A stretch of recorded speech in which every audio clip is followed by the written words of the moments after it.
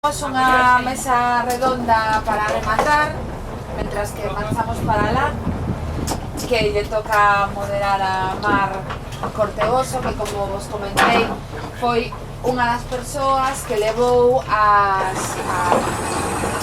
encontro das salinas que tivemos na Guarda, que ademais coñece as dúas realidades e creíamos que era a mellor para levar isto. ¿A dónde llama? Polo tanto, tócate dinámico. Bueno, Ensayo. Ahora que recollemos a áncora, cuidado porque vais a mover o barco, ¿vale?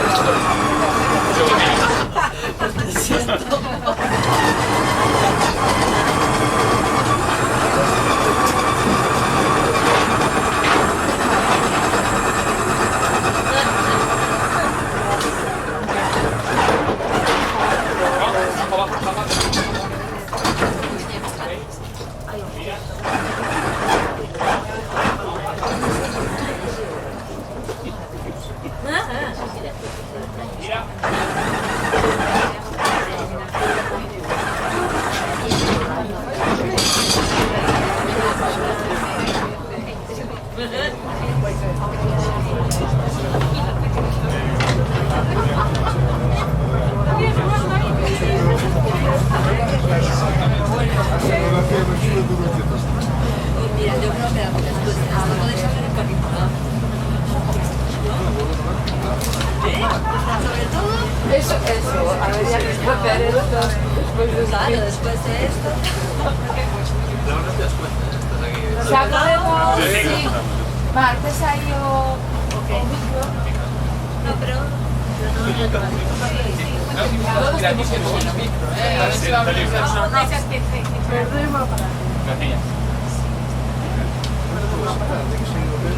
¿eh? Pero no, yo no tengo que... Bueno, supongo que hay gente de aquí. Ah, no.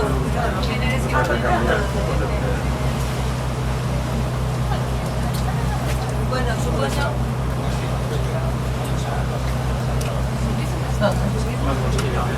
Sí.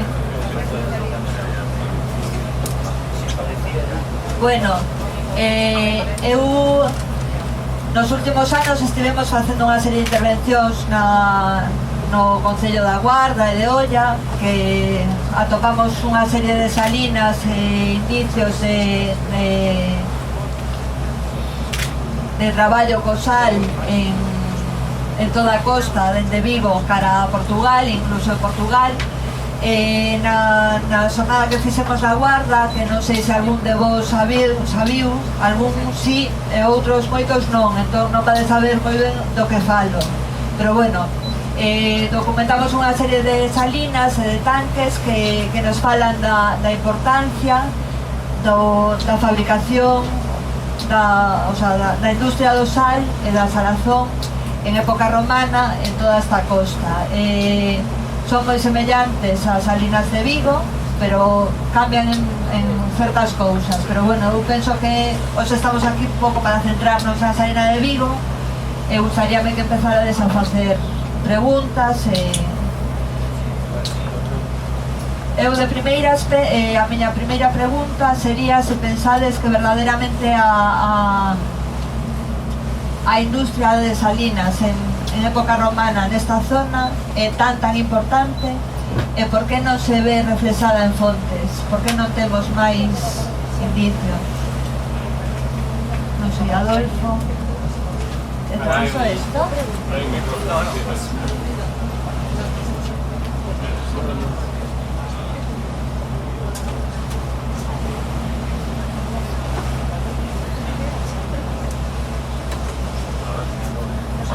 Sí. Bueno, importante debeu ser, pero bueno, tamén debeu ser importante noutras partes da península, ¿no? Porque hai zonas produtoras de salazóns máis importantes que as Rías Baixas, o sea, as Rías Baixas é unha zona realmente pequena en comparación con outras zonas peninsulares, sobre todo a zona lusitana, en Lisboa, Setúbal, incluso a Bética, ¿no? E aí tiñan as súas propias salinas que abastecían seguramente a produción salazoneira. A falta de que non saia en fontes é un mal xeral do noroeste, non? E temos prácticamente fontes. De feito, sabedes a gran discusión que hai de como se chamaba Vigo, non? En época romana, porque é que non apareceu nunca, por desgracia, algo que diga chamase así, sabes? Entonces non tiñamos todos claro, non?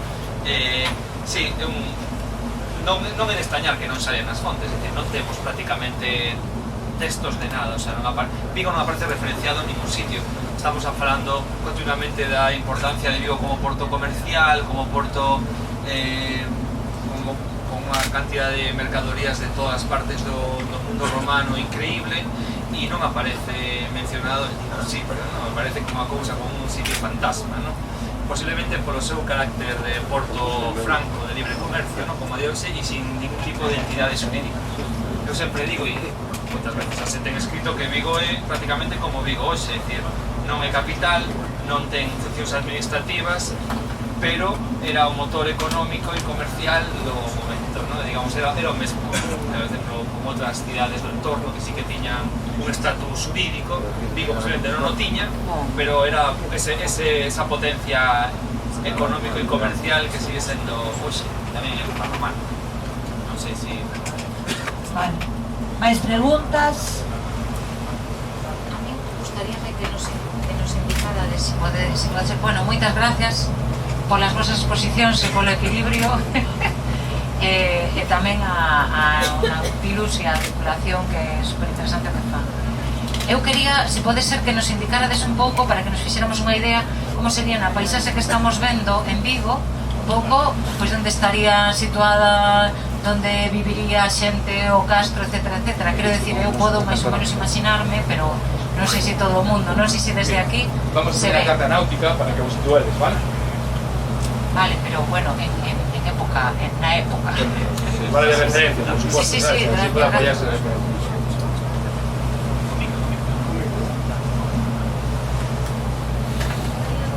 Bueno, a verdade é que o primeiro o Monte do Castro, que é unha peza fundamental. Aí o tedes diante, non hai confusión, hoxe en día tamén é un parque, castelo, e realmente é un elemento destacable primeiro, porque se nos remontamos ao século I, ¿no? Cando falamos de que se xenera e se crea, se construe esta zona industrial, a data de hoxe, o único hábitat, o único poboado, a única aldea clara sigue sendo o Castro. Que a veces sabemos que como mínimo ata o século II sigue funcionando. O sea que ese realmente é o hábitat. En algún momento comentamos que probablemente a xente que traballaba na Salina e na Salazón tamén, probablemente dormía e vivía no propio Castro. Non hai moita información sobre os hábitats nas partes de abaixo. É unha peza clave tamén para entender cuestións, ahora non vamos a falar delas, de sedimentación, arrastres e demais. Pasamos a zona de costa, para un momento posterior, ao lado do Museo do Mar, Praia de Carril, e había, non sei se fixáchedes, bueno, xa casi aquí enfrente, hai unha nave e ali hai outra fábrica de produción de salgas, Fiunchal. Chamase... Sí. Fiunchal... Alcabre. Aquí, esta zona de aquí. Amplía ahí. Logo, hai que imaginarse toda a línea de costa con a continuidade de enormes areais, ¿no? Ahora nos vamos a chegar a Bouzas. Bouzas tamén en Bouzas se documentaron vestigios de Salina, máis fragmentarios, por cual non temos demasiada información, pero de que dende Bouzas ata que chegamos ao centro de Vigo temos un areal enorme, a Praia de San Francisco, Praia de Colla, toda esta zona que ten en riba a Avenida Beiramar, que chegaría ata, bueno, hasta onde están antigas conserveiras, Pescados Polares, a Corderías Mar ao lado, toda esta zona. Unha zona... sí, toda esta zona de aquí. E chegaríamos a falda, a ladeira do Monte do Castro. Se nos colocamos, agora o vedes desde aí, sí. Bueno, aí temos a referencia tamén, temos unha referencia aí interesante que é a Torre do Concello, a vedes, non? Ese pequeno rechán na ladeira norte do Monte do Castro, un pequeno rechán onde estaba o Castelo de San Sebastián e agora está o Concello de Vigo. Bueno, pois, en toda esa ladeira supoñemos hábitat supoñemos que tamén por ali vivían tamén no século II, no século III, os que xestionaban a área industrial, os que traballaban tamén na área industrial. Hai escasísima información, de feito o máis recente ao lado da Colexiata, unha excavación que aportou un montón de tumbas, algunhas bastante antigas, e que pode estar vinculados ao cemiterio pues, de ese mesmo entorno. Non queda nada, por qué? Porque o casco vello está construído encima dunha ladera de fortes pendentes. Entonces construir aí supuxo ir aterrazando o terreno, e ese aterrazamento se levou por diante por vestixios dos outros vigos, o vigo medieval e o vigo romano que poden haber. Son restos un pouco que parece moi fragmentario. E despois da laxe, se nos chegaríamos a esta laxe, temos algúns yacementos arqueolóxicos nese entorno do que hoxe está o auditorio de Beiramar. Esa zona está moi maltratada desde o punto de vista da conservación arqueolóxica, porque houve tamén Torrecedeira, toda esta zona de aquí, un escalonamento do terreo e supuso agresar aos estratos con potencialidade arqueolóxica anteriores, ¿no? Entonces, non sabemos que pode haber ali, va a haber unha excavación pronto, que mellor arroxa algo de luz, un pequeno sector que se conserva, e despois enseguida está o Picacho, a necrópole romana tamén, e despois a continuación xa chegamos ao Casco Vello. O Casco Vello ten un saínte, hoxe non se ve, pero era onde estaba o baluarte da laxe, unha formación, bueno, un saínte o Casco Vello en sí. Entonces, a partir de laxe empeza ese outro mundo do que estuvimos falando hoxe todo o día, ¿no?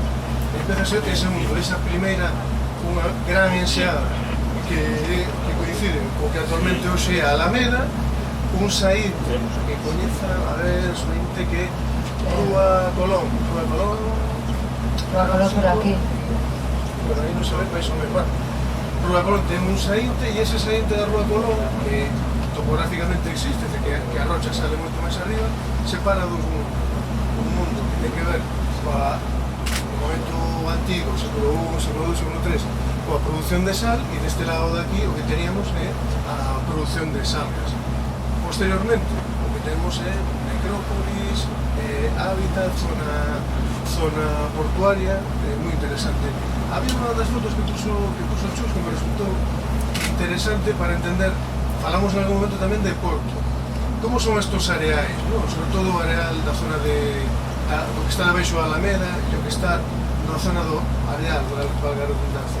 Pois son areais moi tendidos. Entonces, a veces pensamos, bueno, hai un movimento de descarga, falamos de que había moitos fragmentos de ánforas nesas áreas que estaban por debaixo, que hai unha saída de salgas, que hai unha chegada de peixe. Podemos pensar, bueno, nos falta un espigón, nos pode faltar un espigón portuario.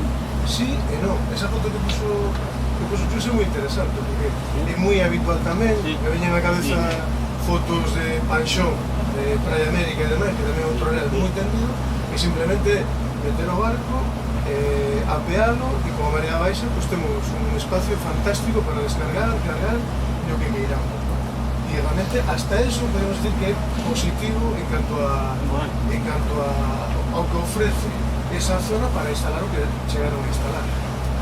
Se ten documentado algúns restos de áncoras, incluso romanas, en algúnas excavacións na Alameda. Lonxe, a uns cuantos metros do que sería a línea de costa, se teñen documentado, bueno, ser un fondeadeiro gigantesco. Habría que imaginarse en momentos álxidos bastante movimento de mercantil, de barcos de pesca, etc. Non sei, a veces pensas, máquina do tempo, volver ali un momento, seguro que era un sitio realmente interesante, realmente interesante. Falando de áncoras, vemos ahora unha imaxe que temos unha das tumbas. Falando das áncoras que falaba Juan Carlos, estaba recordando que nunha das tumbas tardorromanas, unha das laxes que a delimita é unha áncora. É unha pedra con un par de buratos. Unha áncora que aparece reaproveitar, nada máis. Mais preguntas? Algunha pregunta? Algunha pregunta?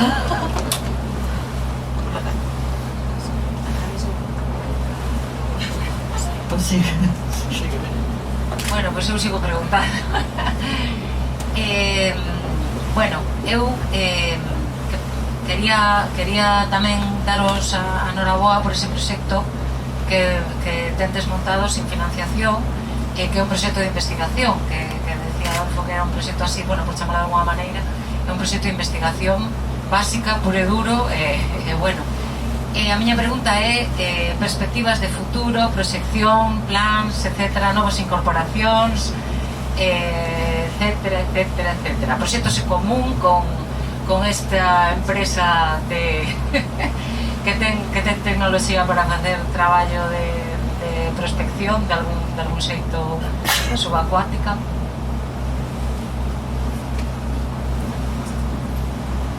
Bueno, xa apuntei o tema do Nemo e do personalidade, sí, claro. Temos que falar de diñeiro ahora con él, a ver que pasa, pero non sei, as perspectivas Hai sorte que non sabes moito. as perspectivas do proxecto, bueno, mentras o corpo aguante, seguir e intentar buscar financiación. Sí que é certo que ata este momento non conseguimos, digamos, conseguir un proxecto con financiación externa, digamos, tipo proxecto ministerio, proxectos máis locais ou máis cercanos.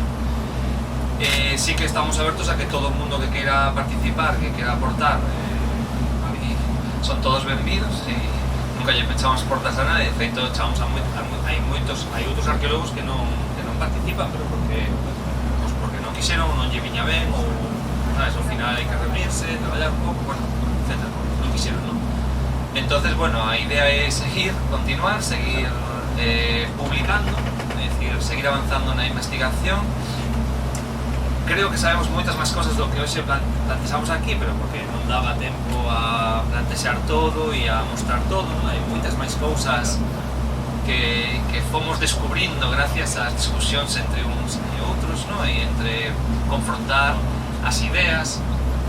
Seguro que vistes problemas terminolóxicos de como le chamamos unha cada tanque, a outro un estanque, a outro un depósito, e tamén estamos traballando eso para chegar a unha, digamos, un consenso terminolóxico de que chamarlle cada cousa. Pero bueno, o futuro da idea é pola parte da universidade, que digamos a miña función ali é un pouco coordinar e promover as xuntanzas e promover as publicacións e que salía isto que siga saindo. A idea é intentar buscar financiación, xa veremos, un problema que non é tan sinxelo, non?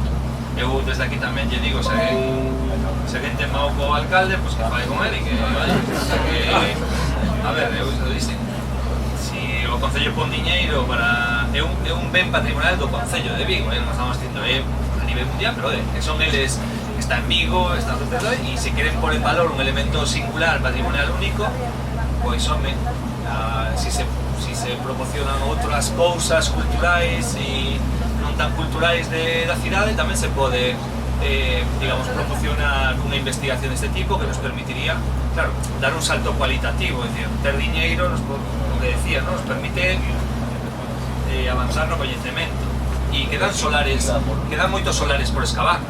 Eu creo que do problema é que hai pouco musealizado e pouco visitado. É dicir, eu creo que se debería pensar en protexer algún solar máis e musealizalo e polo a disposición da...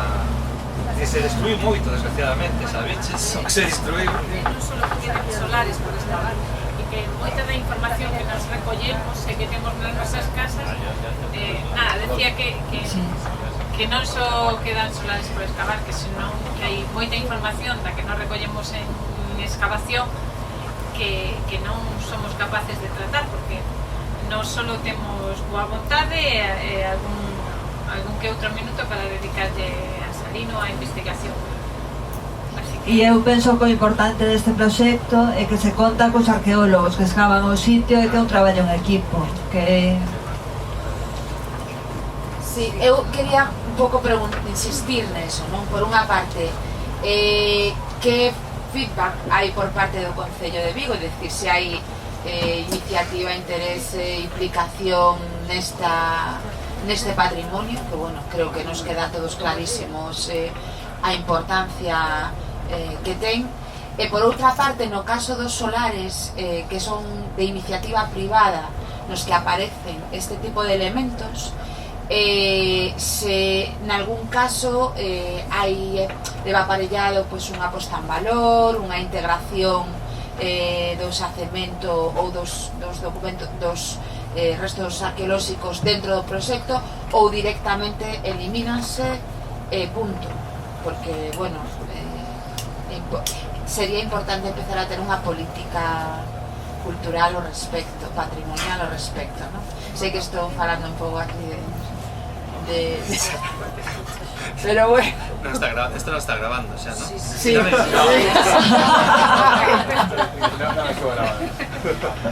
Bueno, eu quería falar un pouco a Rebeca de... Disculpade, se está grabando e vais a ir. Sí, Bueno, pues está ben que saia, porque así claro, pues, claro. Somos todos un pouco conscientes da situación. Falaba Rebeca de implicación das administracións e cousas así, con todo que saí nesas parcelas da unidade de actuación de Rosalía de Castro II,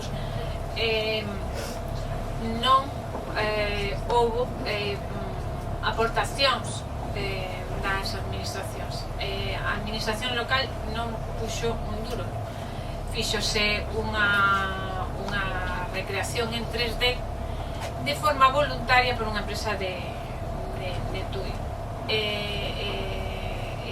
Para vestixios únicos non houve ningún tipo de financiación.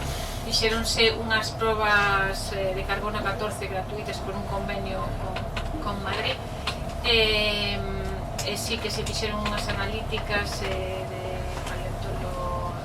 botánica, tamén por medio de convenios, pero non houbo unha administración que dixéramos, mira, debido a entidade do que hai neste solar, pues vamos a axudar os propietarios, ou vamos a poñernos unha parte para que isto pues se poida recrear en 3D ou alguna cosa así. Nada. Desde aquí recriminolle eso ás administracións. Creo que a promoción privada, que todo isto que acabamos de falar, promoción privada, ten que aportar, evidentemente ten que aportar, pero a veces pídese demasiado a esos promotores privados. Creo que ás veces tamén hai que axudar a que a xente non este queimada con nós, porque é ver un arqueólogo e dicir, madre mía, o que se me ven encima.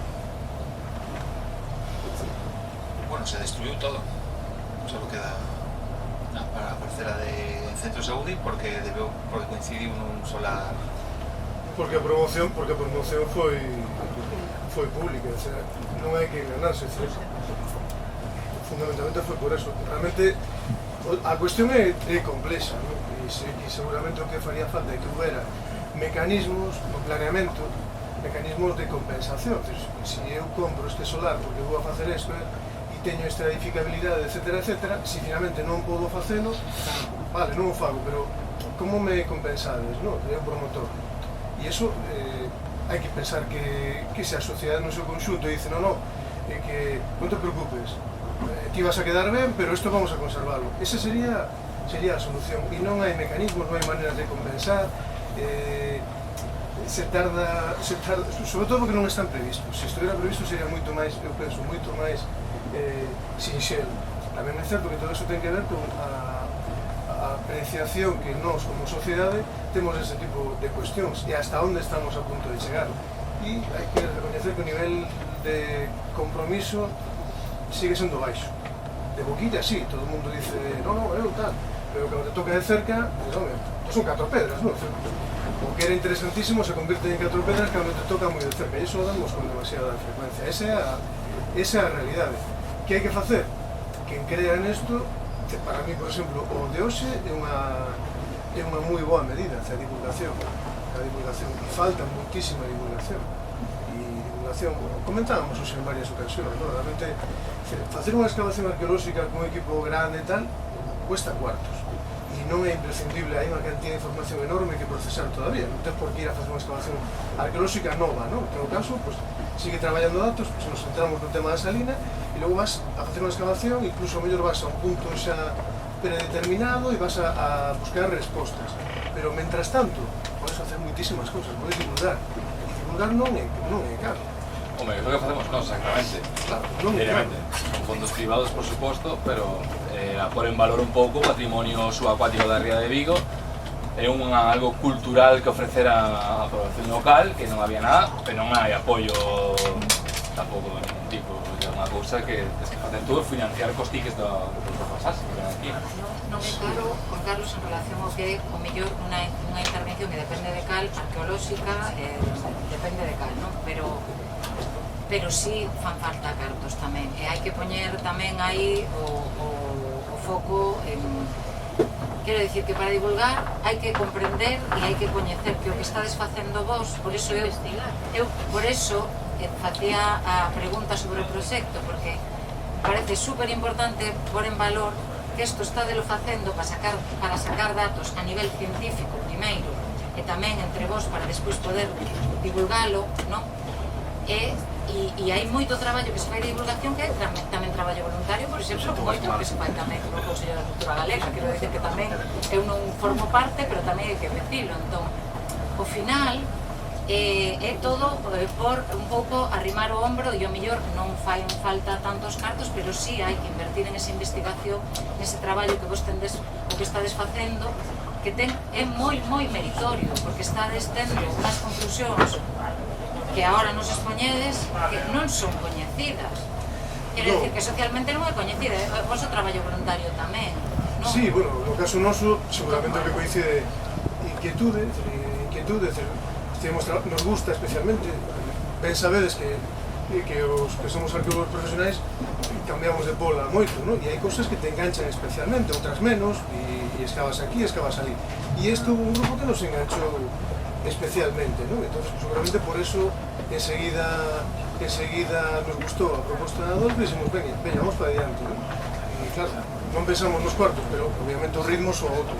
A cuestión é que eu falaba de divulgación comparando cos costes que pode ter unha excavación arqueolóxica e que a divulgación sí que a pode asumir unha administración local, porque para eso pode ter, incluso un concello pequeno pode facer divulgación.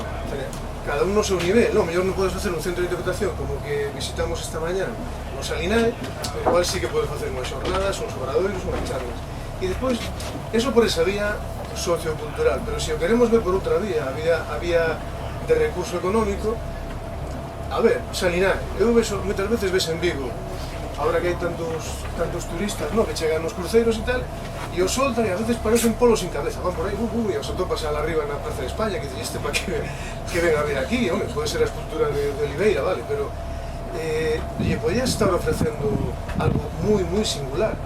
A cuestión é discernir entre o que é un vestigio arqueolóxico, con todos os respetos, temos miles de mamos en Galicia, miles de petrolíferos, non todos son igual de singulares, e creerse que todos son igual de singulares é absurdo, e o que hai en Vigo é singular, e ademais se coñece bastante ben, desgraciadamente non se conservou tan ben, pero hai oportunidade para que se siga conservando. Para mí, isto sería un elemento que podría vertebrar unha ruta perfectamente para estos turistas que chegan tal, ou para calquera cidadán galego, articulado con isto, o Toralla que estivemos vendo hoxe tamén, no futuro coa salazón de Marqués de Valladares, e é potente, non estamos falando de vestixios mal conservados. Entonces, bueno, que pasa? Que en xeral eu penso que a preocupación por o patrimonio cultural non é estes días de debates televisados, todas estas cousas, eu estaba pendente, vin algún de saber se falan de medio ambiente ou patrimonio cultural. Nada. E me pareceu moi significativo. Por qué? Porque probablemente saben perfectamente que non son as preocupacións principais dos votantes. Entonces, bueno, foi un tema que quedou aí, sin parar. A mí me gustaría que hubieran falado algo de... No, va a haber unha política de patrimonio cultural con maior inversión, con maior posta en valor, tal. Eu non escoitía absolutamente nada. Pero eso é reflexo das nosas preocupacións. Esa é a realidade tamén, ¿no? Entonces, bueno, pues hai que cambiar. Decíades que non se conservaron vestixios, son moitos lugares que os había e vos e que se perderon. Non hai acaso unha lei de patrimonio, non hai unha normativa, non se pode exixir que se cumpla. Bueno, a ver, para ser honestos, hai unha porcentaxe moi elevada de vestixios arqueolóxicos que realmente son unha ruína no sentido de que cando se abandona unha estructura, unha casa ou que seña, vai pasando o tempo, hai xente que aproveita as pedras incluso hai 2000 anos e ao final te podes atopar con cousas que teñen un interés histórico indubidable, como algunas das que enseñou Chus, que era unha fiada nada máis, o arranque da cimentación, pero que claro, que igual decir, bueno, isto vamos a proteger e tal, hai un coste tamén, si vas a compensar a aquel que é propietario do solar. Entonces, non me parece, hai unha porcentaxe elevada de cousas que se documentan, se excavan e a vida continúa, por decirlo así, e en xeral penso que estamos todos de acordo en que é correcto. É verdad que a conflito surde cando te atopas esos depósitos de cantadores iniciais con madeira tal, e dices, caramba, son situacións moi conflictivas, ¿no? Porque por outra parte a administración ten que estar disposta e a sociedade a poñer os cuartos, dice, bueno, canto hai que poñer aquí para decirle a este home que non vai a poder facer o seu edificio. Probablemente, se a administración xunta os cartos, vai haber unha porcentaxe de poboación importante que vai decir, como vamos a gastar os cartos neso? Esa é a realidade tamén, hai que ser conscientes de que a realidade sociocultural do noso entorno inmediato e podemos entendelo máis alá. A ver, hai unha lei, perdón que te interrumpa, temos unha lei de patrimonio que nos obriga a documentar, e facer unha intervención arqueolóxica, pois, cando hai unha obra pública e tal, temos a obriga de documentar o que sae. Pero, en función do proxecto, se conserva ou non se conserva. E, normalmente, a unha iniciativa privada non se lle obriga a conservar eso, precisamente pola política que temos. A última lei de patrimonio que foi aprobada no ano 2016 e que tuvo bastantes alegacións por parte dos profesionais que traballamos en patrimonio, di no preámbulo que por encima dos intereses e valores culturais están os valores económicos de Galicia. Eso que di no preámbulo creo que deixa bastante claro cales son os nosos intereses. De feito, hai unha sentencia bastante recente aquí en Vigo que condea ao Concello de Vigo e a Xunta de Galicia precisamente por unha intervención arqueolóxica, bueno, por ter parado un edificio privado durante moito tempo que ahora teñen que indemnizar ao promotor. Entón, temos que este tipo de actividades en parte están relacionadas con crear conciencia cultural e patrimonial. Temos que ter claro que queremos facer como sociedade e onde queremos investir os nosos cartos que ao fin e ao cabo saen dos nosos impostos. Por eso era tan importante que no debate, en os programas políticos dos partidos políticos, pues se recolla eso. Sí. Bueno, temos que cortar. Bueno, antes, Rebeca, quería un segundinho solo. Sí. Aproveitar que temos un montón de expertos aquí a bordo, porque outro día filmamos esta que parece unha pedra, pero non penso que non.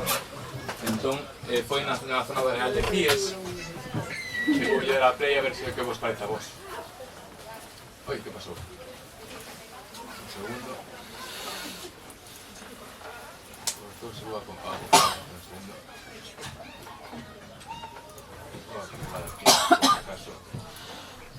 Nese sentido, seguindo co tema, este é un exemplo, por exemplo, o proxecto do Nautilus é un exemplo desa promoción privada para facer traballos de investigación tamén e de divulgación. Esta peza está nun areal totalmente plana.